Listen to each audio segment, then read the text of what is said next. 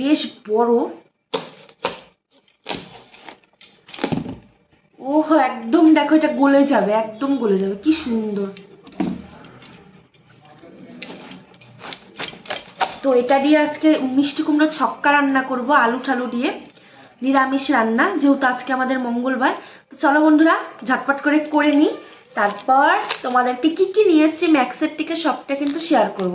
তো দুপুরে রান্নাবাড়ি দেখো একদম শেষ হয়ে গিয়েছে। আজকে হলো নিরামিষ, যেহেতু আমাদের মঙ্গলবার। তো দেখো এখানে মিষ্টি কুমড়োর ছক্কা, ভাত আর তরকারি। এভরিওয়ান, তো দেখো কালকে তো তোমাদের সাথে হয়নি, তো সকালবেলা এখন রান্নাবাড়ি সমস্ত কিছু শেষ করলাম, তোমাদেরকে তো দেখালাম নিরামিষ।